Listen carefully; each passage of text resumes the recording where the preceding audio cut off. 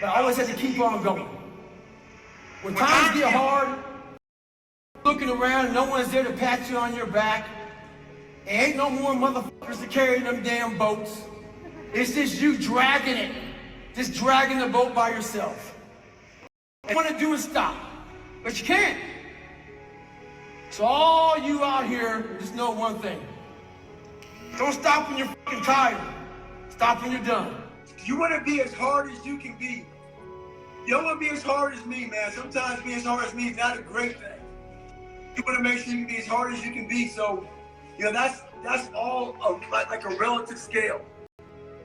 So, but I will tell you this. If you think you can and you're not, you are failing yourself. So that's kind of like the scale. The scale is a moving target for everybody. But people go, man, why are you going so hard every day, David? Because I know I can.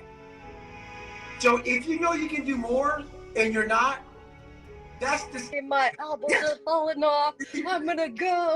Like, I want to be that. See, people get me wrong with that pain shit. Yeah. I don't love pain. So this is a good conversation. Okay. I don't love pain. It's just sometimes some of the things I do, pain is a part of the process. And you have to know how to manage pain, but also know when pain is becoming something that you can't manage, you need to stop. But for me, I've been managing pain my entire life. So once again, my pain tolerance and me knowing how far I can push myself, it's way out there. I know what the body, I know what the mind, I know what it can take. But once again, that's a very moving scale for a lot of people. So yeah, so definitely make sure that you understand that it's not that I love pain, that I know that sometimes I push myself to a point where pain is just going to happen. And then within that pain, I know how to manage pain very well. It's so easy to be great nowadays because so many people are focused on efficiency, getting the most for themselves with the least amount of time and effort. Let all of them leave the gym early, skip school, take sick days, commit to becoming the motherfucker with a never-ending task list. This is where you make up the difference in potential. By learning to maximize what you do have, you will not only level the playing field, but also surpass those born with more natural ability and advantages than you. Let your hours become days, then weeks, then years of effort. Allow discipline to seep into your cells until work becomes a reflex as automatic as breathing. With discipline as your medium, your life will become a work of art. Discipline builds mental endurance because when effort is your main priority, you stop looking for everything to be enjoyable. Our phones and social media have turned too many of us inside out with envy and greed as we get inundated with other people's success. Their new cars and houses, big contracts, resort vacations, and romantic getaways. We see how much fun everyone else is having and feel like the world is passing us by. So we bitch about it and then wonder why we are not where we want to be. When you become disciplined, you don't have time for that bullshit.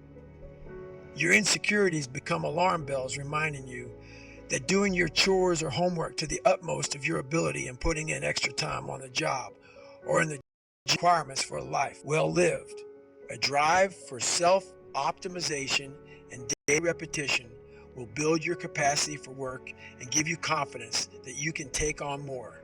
With discipline as your engine, your workload and output will double, then triple. What you won't see, at least not at first, is the fact that your own personal evolution has begun to bear fruit.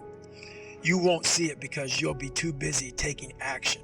Discipline does not have a belief system. It transcends class, color, and gender. It cuts through all the noise and strife. If you think that you are behind the eight ball for whatever reason, discipline is the great equalizer. It erases all disadvantages. Nowadays, it doesn't matter where you are from or who you are.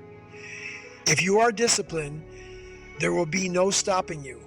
Why do you turn around and take that responsibility on? Because you're saying that, hey, I don't want to get off and run, but I know I've got 2.3 million people. I've got a bunch of people that are looking at it. You could walk away from it. Why do you do it? Because I know that's the only place where growth happens. It's the only place, man. I never forget when I was younger and I lived in a $7 a month place and it fucked up, everything was jacked up. I had a pair of jeans and I'll never forget this as long as I live. You know, first day of school, people go school shopping, right? Week out, 2 weeks out, maybe a month out. We didn't have any money to do that. So I had this pair of jeans that the inside of the pocket was green. The inside of the pocket was green. I wore them almost every day. So what I did for the next year of school was I cut that pocket out so the green would show, so it looked like a new pair of jeans. All I wanted was money. All I wanted was a nice car, was a nice home. The second I got the money to do it, I realized it's bullshit. That's why I don't own a car, I don't own a place, I don't own shit. You will see me wearing the same fucking shit every fucking day. I don't hide none of that, nothing. What I realized is all I wanted in my life was look at that fucker in that accountability mirror and be proud of. And everything else went away. While you need money to be successful, you need money to live, you need money. Money does buy a form of happiness, because without it, you're fucking miserable. But once I realized it doesn't mean shit. It doesn't mean shit for me. What makes you happy? Achievement, reaching goals, accomplishing things that I thought were impossible to accomplish. Because while I don't smile all the time, there's a feeling inside of me that very few people have. Very few people have. Because when you come from where I came from, nothing, and you make something out of nothing, the feeling stays with you all day and long. And it allows you to be who you want to be in front of anybody. Pity is a soothing balm that turns toxic. At first, when your family and friends commiserate with you and validate reasons you have for grumbling about your circumstances, it lands like sympathy. The more comfort pity brings you, the more external validation you'll crave and the less independent you become. This will make it that much more difficult for you to gain any traction in life. That's the vicious cycle of pity. It saps self-esteem and inner strength, which makes it harder to succeed. And with each subsequent failure, you will be more tempted to pity yourself. Look, I get it. Life isn't fair or easy. A lot of us are doing a job that we don't want to do. We feel we are above the tasks coming our way and that the world or God or the fates have sentenced us to live in a box we do not belong in. When I was a night shift security guard at a local hospital, I felt that work was beneath me. So I showed up every night with a voice in my head screaming, I don't want to be here. And that infected everything about my life. I ate my feelings, blew up, and slipped into a deep depression. And deepest desires, the ones you've had in your head and heart your entire life. Every minute you spend feeling sorry for yourself is another minute spent in the dungeon thinking about what you lost or the opportunities that have been snatched away or squandered, which inevitably leads to the Great Depression. When you are depressed, you are likely to believe that nobody understands you or your plight. The only thing that ever matters is the present moment. Yet, too many people let their depression hijack their day. They let their feelings about the past hijack their lives. Perhaps their fiancé left them at the altar, or they got fired without cause. Guess what? One day, they will pan back and realize that nobody fucking cared about any of that but them. I don't care what you've been through. I can feel bad for you. I can have sympathy for you, but my sympathy won't get you anywhere. When I was a young, damaged kid, feeling sorry for myself didn't help me. What was cleaning those white walls right the first time. We cannot get time back, so we must be minute hoarders. The earlier I get up, the more I do. The less time I stay in pity party feel sorry for myself land. The stronger I become and the more daylight I see between me and everyone else. When you separate yourself from the pack by cultivating the values and priorities that lead to greatness, mountains of adversity and hardship become speed bumps. And that makes it easier to adapt to the road ahead and build the new life or sense of self you crave. When you adapt, you will begin to see everything that comes your way as a stepping stone on your progression toward a higher plane.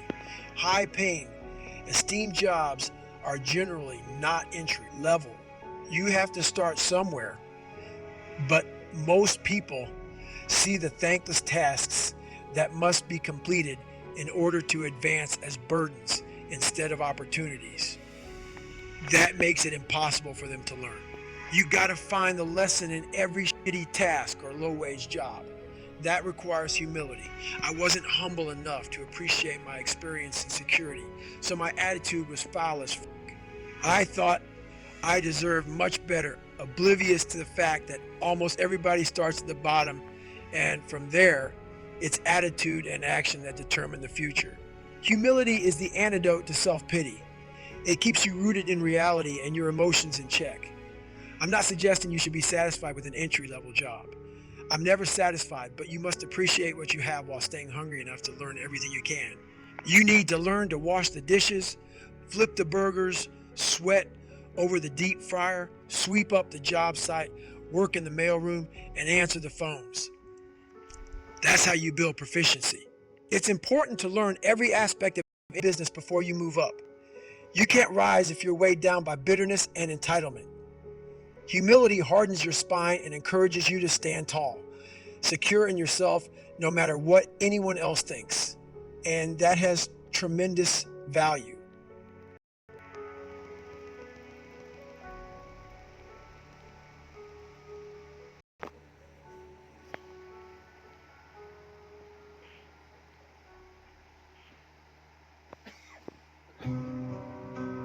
What do you do when your battle chooses you? Life is not always easy. In fact, some of you today, you're here and you're going through the toughest season of your life.